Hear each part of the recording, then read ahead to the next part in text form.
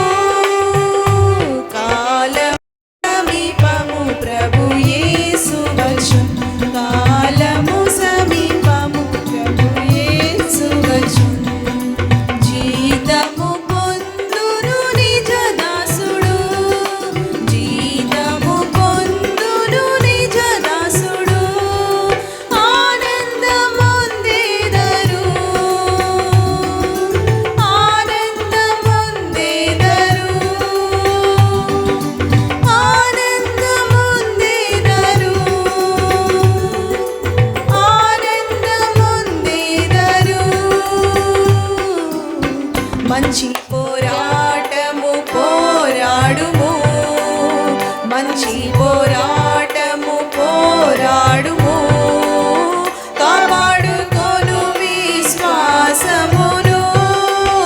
మంచి పోరాటము పోరాడుము, కాపాడుకొను విశ్వాసమును.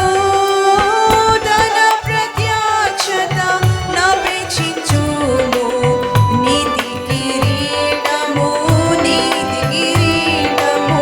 నీకివ్వబడును. తన ప్రత్యక్షత నపేక్షించుము, నీతి కిరీటము నీకివ్వబడును. కాలము సమీపము, ప్రభు యేసు వచ్చును. కాలము సమీపము, ప్రభు యేసు వచ్చును. జీతము పొందును నిజ దాసుడు, జీతము పొందును నిజ దాసుడు. ఆనందమొందెదరు, ఆనందమొందెదరు, ఆనందమొందెదరు, ఆనందమొందెదరు. భక్తితో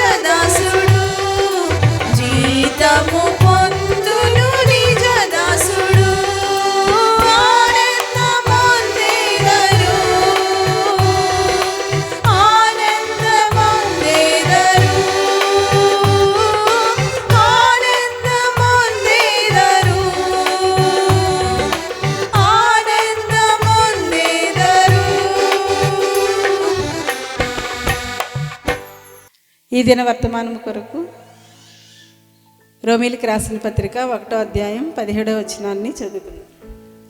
ఎందుకనినా నీతిమంతుడు విశ్వాస మూలంగా జీవించునని వ్రాయబడిన ప్రకారము విశ్వాసం మూలంగా అంతకంతకు విశ్వాసము కలుగునట్లు దేవుని నీతి దాని యందు బయలుపరచబడుచున్నది.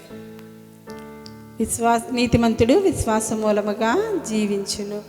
ఈ వాక్యాన్ని మనం గమనించినప్పుడు మరి నీతిమంతుడు ఏమి విత్తుతున్నాడు ఇక్కడ అని అంటే విశ్వాసాన్ని. ఆ విశ్వాసాన్ని అతను ప్రతి విషయంలో విత్తుట వలన ఆయన మంచి ఫలితాన్ని పొంది ఆయన జీవింపగలుగుచున్నాడు. కనుకనే గల్తీయులకు రాసిన పత్రికలో 6వ అధ్యాయం 7-8 వచనాల్లో పౌలు గారు ఏమని చెప్తున్నారో చదువుకుందాం. మోసపోకుడి, దేవుడు విక్రింపబడడు. మనుష్యుడు ఏమి విత్తునో ఆ పంటనే కోయును. ఎలాగనగా తన శరీరేచ్ఛలను బట్టి విత్తువాడు తన శరీరం నుండి క్షయమును పంట కోయును. ఆత్మను బట్టి విత్తువాడు ఆత్మ నుండి నిత్య జీవమును పంట కోయును. ఇక్కడ ఇద్దరున్నారు. ఒకళ్ళేమో శరీరానుసారముగా విత్తువారు, మరొకరు ఆత్మానుసారముగా విత్తువారు. మరి ఇక్కడ శరీరానుసారముగా విత్తినవాడు చివరికి ఏమవుతుంది, క్షయమయ్యేటటువంటి శరీరాన్ని బట్టి అతను కూడా క్షయమైపోతాడు తప్ప ఆయన విత్తినది ఏమి కూడా నిలిచి ఉండవు. అదే ఆత్మానుసారముగా విత్తితే వాళ్ళు నిత్య జీవం అనే పంటను కోసుకుంటారని ఉంది. కాబట్టి మరి మనం ఏమైతే విత్తుతామో అదే మనము కోయడం జరుగుతుంది. మనం ఒక రైతుని అడిగితే మరి నీ పొలంలో ఏ పంట వేశారు అని అడిగితే ఆయన ఏం చెప్తాడు, వరి అని చెప్తాడు. మరి కోసేది గోధుమలు కోస్తావా అని అంటే కాదు, అదేంటి వరి వేసాం కాబట్టి వరి కోస్తాం కదండి అని వాళ్ళు మనకి సమాధానం చెప్తారు. కాబట్టి ఏది విత్తుతామో మనకు అదే ఫలితం లభిస్తుంది. కాబట్టి మనము విత్తేది చెడ్డదై ఉండి మనం మంచి ఫలితాలు పొందాలి అని అంటే అది అసంభవం కదా. అందుకే ప్రభువారు అంటున్నారు, మీరు ఏది విత్తుతారో అదే కోస్తారు. మీరు విశ్వాసాన్ని విత్తితే మరి ఆ విశ్వాసం ద్వారా మీరు బ్రతుకుతారు అని ఆయన చెప్తున్నారు. కాబట్టి మనము ఏమి విత్తుతున్నాం అనేది మనకు ముఖ్యమైనది. మంచిని విత్తుతున్నామా లేదా చెడును విత్తుతున్నామా, దాన్ని బట్టే మన ఫలితం అనేది ఉంటుంది. మరి మనము విత్తాలి అని అంటే మనమందరము కూడా పాపాత్ములైన మనము మంచిని ఎలాగ విత్తగలం? ఒక చెడ్డ చెట్టు చెడు ఫలాలను ఫలిస్తుంది. కానీ మనమందరము కూడా చెడ్డవారమైనప్పుడు మంచిని మనము ఎలా విత్తగలం? కానీ ఎప్పుడైతే నీతి సూర్యుడైన ప్రభువైన యేసుక్రీస్తు వారు మనపై ఉదయిస్తారో మరి ఆయన నీతిమత్వం ద్వారా మనము నీతిమంతులముగా అయ్యి మనము విశ్వాసాన్ని మనము విత్తగలుగుతాం, మంచి విషయాలను విత్తగలుగుతాం. కనుక మొట్టమొదటిగా మనం మంచిని విత్తాలి అని అంటే మొదటిగా మనము నీతిమంతులముగా మారాలి. మరి బైబిల్ గ్రంథంలో ఏమనుందో మనం చదువుకుంటూ ఉంటాం కదా, నీతిమంతుడు లేడు, ఒక్కడును లేడు, ఏ భేదము లేదు, అందరూ పాపము చేసి మరి అందరూ కూడా కేవలం పనికిమాలిన వారుగా ఉన్నారు, ఏ భేదము లేదు, అందరూ కూడా పాపము చేసిన వారే. కనుక మనము మంచిని ఎలాగో విత్తగలం? ఈ లోకంలో పాపంతో ఉన్న మనము, పాప హృదయంతో ఉన్న మనము చెడునే విత్తుతూ ఉంటాం. ఇతరులను చూసినప్పుడు మనలో ఉన్న అసూయని బట్టి చెడుని విత్తుతాం, మనలో ఉన్న కోపాన్ని బట్టి చెడుని విత్తుతాం, చెడ్డ మాటలు పలుకుతాం, మనలో ఉన్న ప్రతి విధమైన మరి ద్వేషాన్ని బట్టి ప్రతి విధమైనటువంటి చెడుని బట్టి చెడునే మనము విత్తేవారంగా ఉంటాం. మరి మనలో నుంచి మంచి రావాలి అని అంటే ప్రభువైన యేసుక్రీస్తు వారు మనలోనికి రావాలి. ఆ జీవమైన ప్రభు ఆయన ద్వారానే తప్ప మనం నీతిమంతులముగా తీర్చబడం.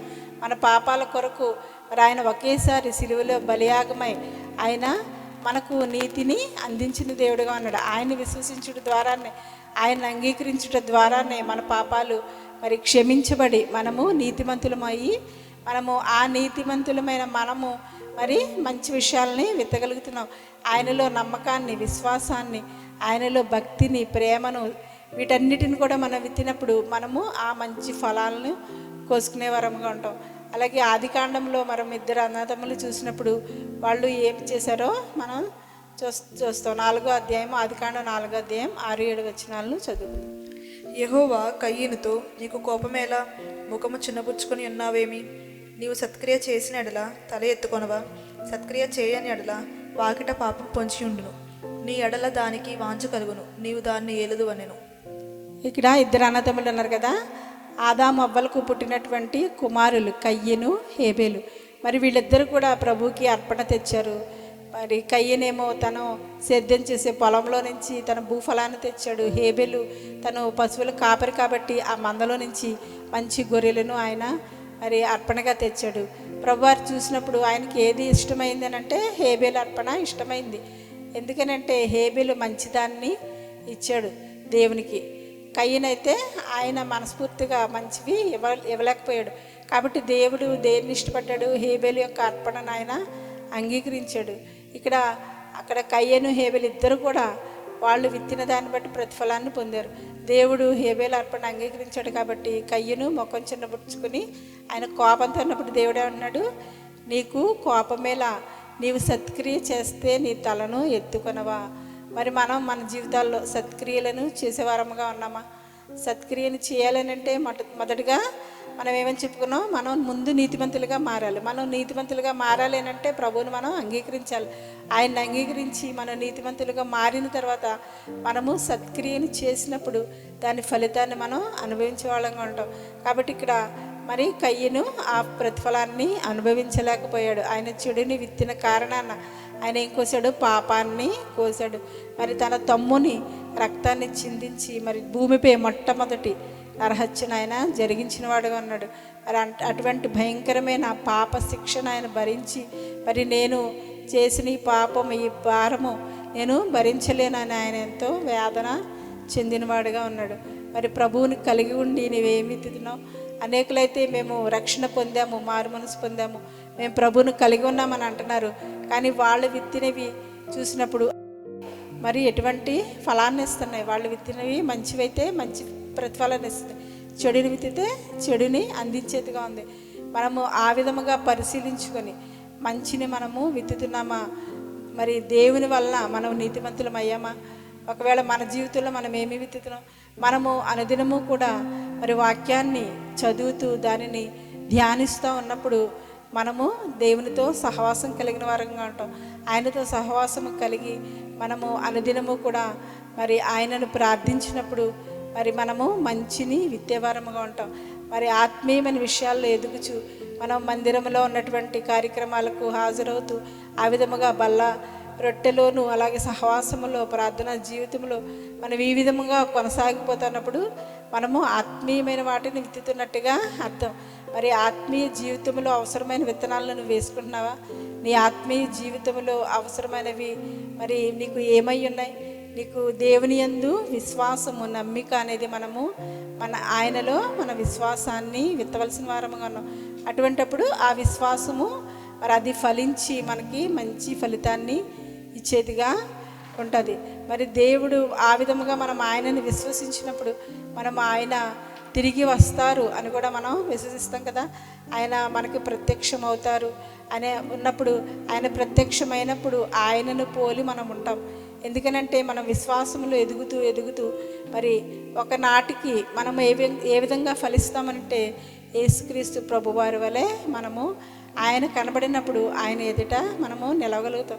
అందుకే 1 యోహాను పత్రికలో ఏం రాయబడిందో చూద్దాం. 1 యోహాను 3వ అధ్యాయము 2వ వచనం.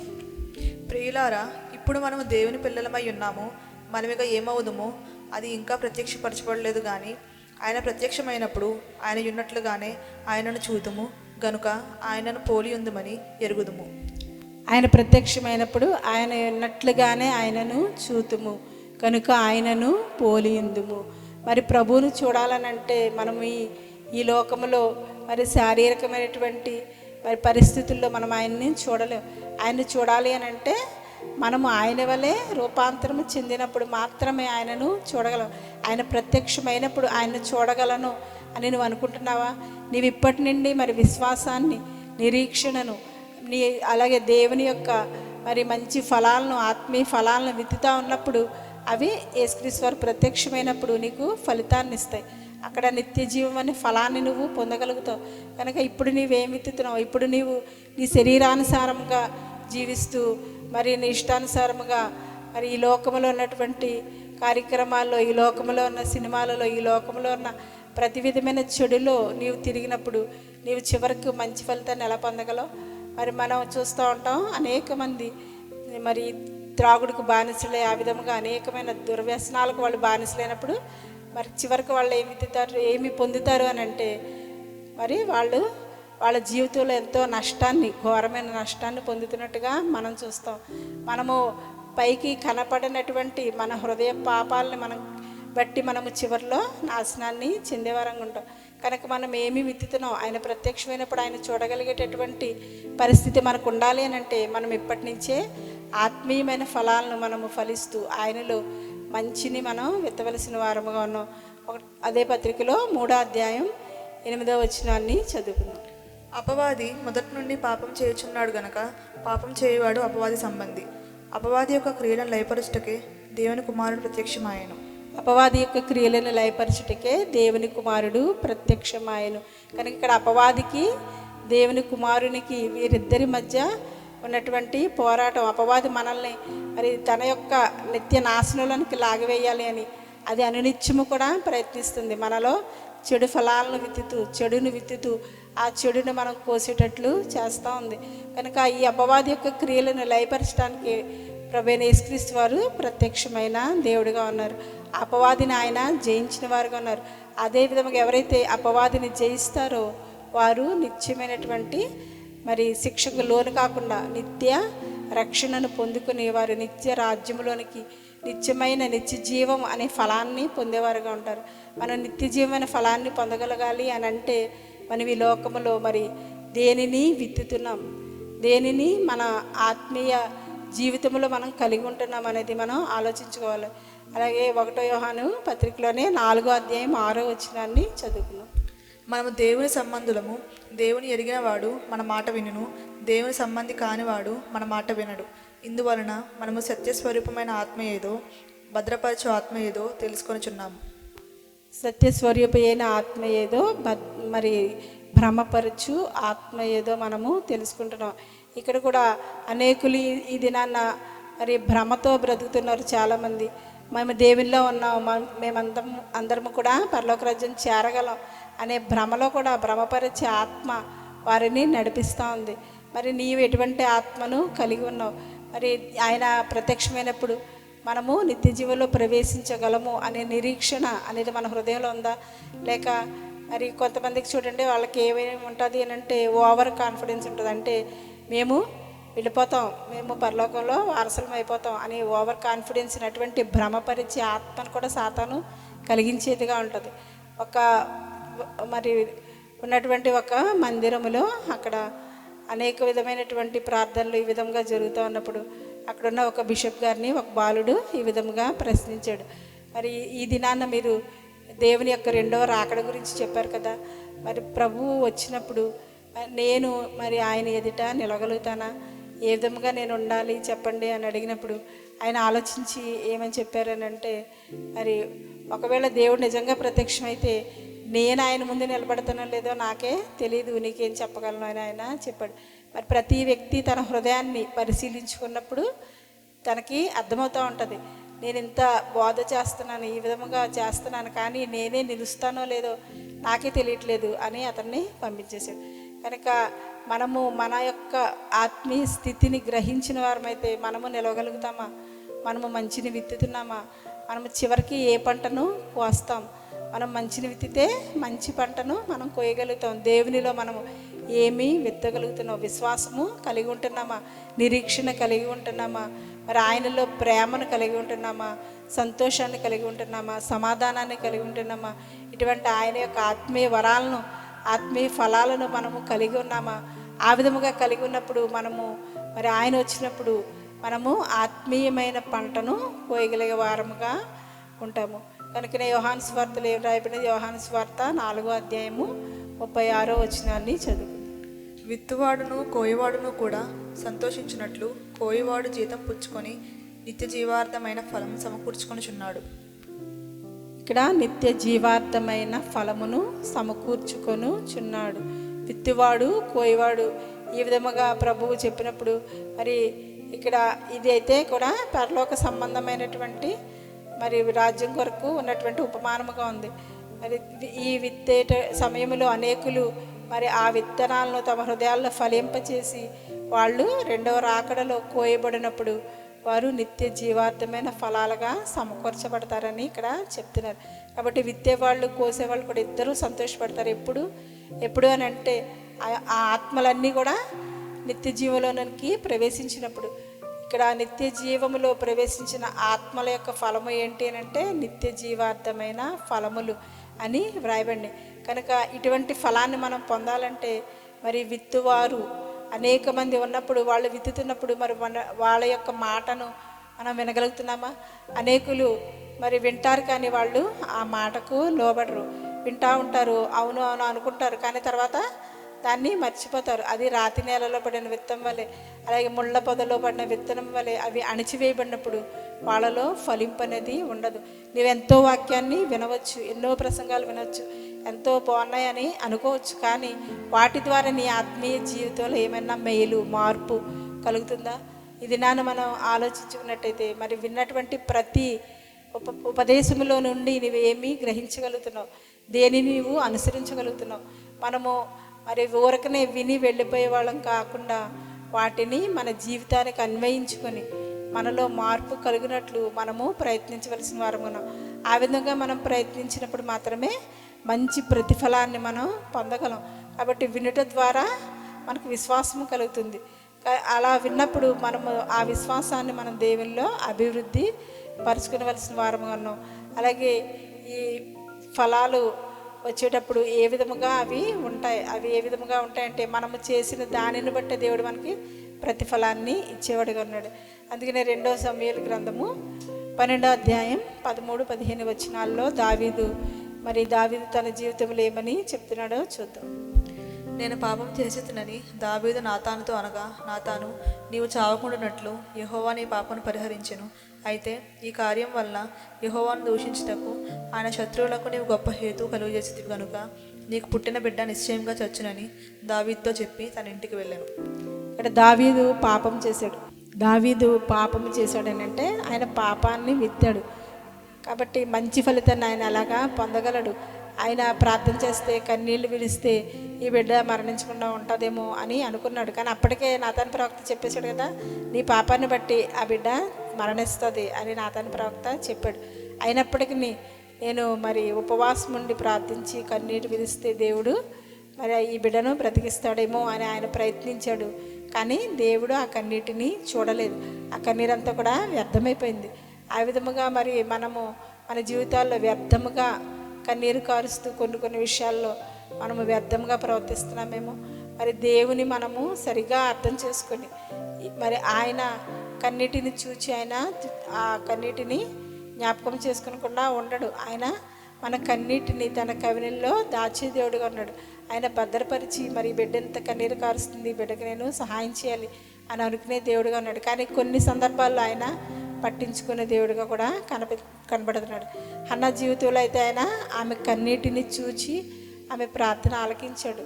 ఎందుకని అంటే అక్కడ హన్నా పవిత్రురాలుగా, ఆమె నిర్దోషిగా ఆయన ఎదుట కనపడింది కనుక ఆమె కన్నీరు కార్చినప్పుడు ప్రభువు చూచాడు. అదేవిధంగా హాగరు కన్నీరు కార్చినప్పుడు ఆయన చూచాడు. వారి జీవితాల్లో పాపాన్ని లక్ష్యము చేయకుండా ఉన్న కారణాన ఆయన వారి కన్నీటిని చూచాడు. వారి కన్నీరు వ్యర్థం కాలేదు. కానీ ఇక్కడ దావీదు కన్నీరు ఎందుకు వ్యర్థమైపోయింది అని అంటే మరి దేవునికి కోపం రేపు విధముగా ఆయన పాపంలో ఉన్న కారణాన ఆయన ఎంత కన్నీరు విడిచినప్పటికీ నీ ప్రభువు చూడలేదు. మరి నీ హృదయంలో పాపాన్ని లక్ష్యం చేస్తే దేవుడు అప్పుడు నిన్ను కూడా ఈ విధముగా మరి నీవెంత కన్నీరు కార్చినప్పటికీ ఆయన చూడని దేవుడుగా ఉంటాడు. అటువంటి పరిస్థితుల్లో నీవు మరి పాపాన్ని విత్తుతున్నావా? పాపాన్ని విత్తితే నీవు మరణాన్నే కోస్తావు తప్ప మరలా దేనిని మనం పొందలేం. ఇక్కడ దావీదు పాపాన్ని విత్తాడు కాబట్టి మరణాన్ని కోసాడు. ఆ పసిబిడ్డ యొక్క మరణాన్ని అక్కడ చూడటం జరిగింది. కనుక మనము మరి ఎంత కన్నీటితో ప్రార్థిస్తున్నాం అన్నది కాదు, కానీ మన హృదయములో పాపాన్ని లక్ష్యం చేస్తున్నామా? ఒకవేళ మన హృదయంలో పాపాన్ని లక్ష్యం చేస్తే ఆయన మన మనవి వినడు. మనము మరి మంచిని విత్తాలి అని అంటే మనము పాపము లేని వారముగా ఉండాలి. మరి యోసేపు జీవితాన్ని మనం జ్ఞాపకం చేసుకుంటే ఆయన మరి చిన్న వయసులో ఆయనకు దేవుడు మంచి స్వప్నాలను అనుగ్రహించాడు కదా. ఆ కళలు వచ్చినప్పుడు వాళ్ళ అన్నలు అతన్ని తిట్టారు, ఏంటి నువ్వే పెద్ద రాజు అవుతావా, నీకు మేము రొక్కాల, మరి తల్లిదండ్రులు కూడా నీకు మొక్కుతారా, ఇలాంటి కళలు చెప్తున్నావు నువ్వు అని వాళ్ళు దూషించిన మరి యోసేపు అయితే ఆ కళల మీద విశ్వాసాన్ని కలిగి ఉంటాడు. బహుశా ఆయన దేవుడు తనకిచ్చిన కళలను ఆయన నమ్మాడు. చుట్టూ ఉన్నవారు హేళన చేసినప్పటికీ మరి దేవుడు నాకు ఇది చూపెట్టాడు కాబట్టి చెప్పింది మరి స్వప్నాన్ని ఇచ్చింది దేవాది దేవుడు కాబట్టి ఆయన నెరవేరుస్తాడు అనే విశ్వాసాన్ని ఆ దినాన్ని ఆయన వ్యక్తి ఉన్న కారణాన ఎన్ని శ్రమలు వచ్చాయో చూడండి. ఎన్ని శ్రమలు వచ్చినా యోసేపు తను విత్తినటువంటి ఆ విశ్వాసాన్ని బట్టి ఆయన ఆ కళను మరి సాకారం చేసుకోగలిగాడు, ఆ కళను నిజం చేసుకోగలిగాడు. ఎన్ని సమస్యలు వచ్చినప్పటికీ కారణం ఏంటంటే ఆయన ఏం విత్తాడు, తన హృదయంలో విశ్వాసాన్ని ఆయన క్రీస్తులో దేవునిలో విత్తిన కారణాన ఆయన ఆ విధముగా కొనసాగిపోవడానికి అది సహాయపడింది. మరి దేవుడు నీకు ఏదైనా వాగ్దానాన్ని చేసి ఉండవచ్చు.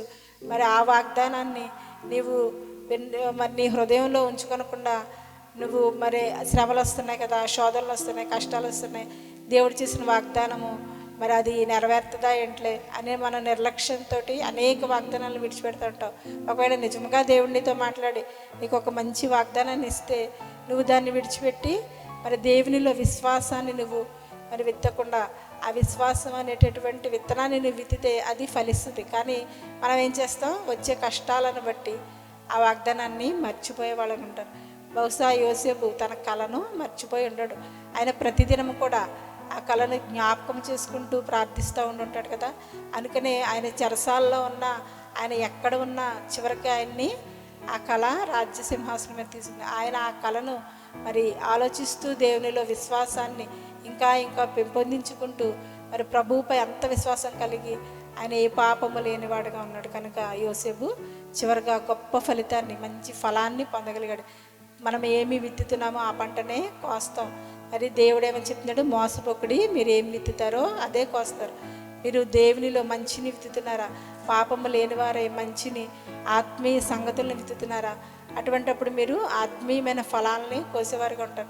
లేక ఈ శరీరానికి సంబంధించినవే ఎంతవరకు మరి ప్రభా నాకు అది దయచే, ఇది దయచే, నాకు అది ఇవ్వు, ఇది ఇవ్వు, ఇవే అడుగుతూ ఈ శరీరానికి సంబంధించినవే మీరు విత్తుతుంటే మరి క్షయమయ్యే శరీరంతోనే మనము నశించిపోతాం. కాబట్టి దేవునిలో ఆత్మీయమైన ఫలాలను, ఆత్మీయమైన విత్తనాలను మనం విత్తవలసిన వారు ఉన్నాం. మీరు పరిశుద్ధాత్మను అడిగినప్పుడు ఆయన ధారాళముగా దయచేస్తాడు. అటువంటి ఆత్మీయ విషయాలను మనం అడిగినప్పుడు మనము నిత్య జీవార్థమైన ఫలాన్ని పొందగలిగే వారముగా ఉంటాం. అట్టి కృపాభాగ్యాన్ని పరిశుద్ధాత్మ దేవుడు మనందరికీ ప్రసాదించునుగాక. ఆమేన్. ప్రార్థించుకుందాం. కనికరం కలిగిన ప్రియ పరలోకపు తండ్రి, వందనాలు, స్తుతులు, స్తోత్రాలు నాయన. ప్రభా, మేము పాపము లేని వారమే తండ్రి, నీలో మంచిని విత్తినట్లు ప్రభా, మంచి ఫలాన్ని మేము పొందినట్లు, నిత్య జీవం అనేటటువంటి ప్రతిఫలాన్ని మేము పొందినట్లు కృప చూపించండి తండ్రి. ప్రభా, నీ భక్తులను జ్ఞాపకం చేసుకున్నప్పుడు నాయన ప్రభా, వాళ్ళు నీలో నమ్మిక విశ్వాసాన్ని కలిగి విశ్వాసం అనే ఆ యొక్క విత్తనాన్ని వాళ్ళు వేసుకున్న కారణాన దాన్ని మీరు అభివృద్ధి పరిచారు. ప్రభా, మా జీవితంలో అపనమ్మిక లేకుండా సహాయం చేయండి. అపనమ్మికతో నీ వాగ్దానంలో నమ్మక ప్రభా మేము నశించిపోతూ నాయన, నేను నాశనం అయిపోతూ ఉన్నాం ప్రభా. ప్రతి బిడ్డతో నువ్వు మాట్లాడి ప్రభా, నీ వాగ్దానం, నువ్వు అనుగ్రహించిన వాగ్దానాన్ని మేము నమ్మి నాయన దానిని విశ్వసించి మాలో విత్తుకొనినట్లు కృప చూపించమని ప్రభా, నూరంతల ఫలాన్ని మేము పొందినట్లు సహాయం చేయమని యేసుక్రీస్తు ప్రభు పరిశుద్ధ నామాన ప్రతిమాలు అడిగి వేడుకొనిచున్నాము తండ్రి. ఆమేన్. కన్నిటితో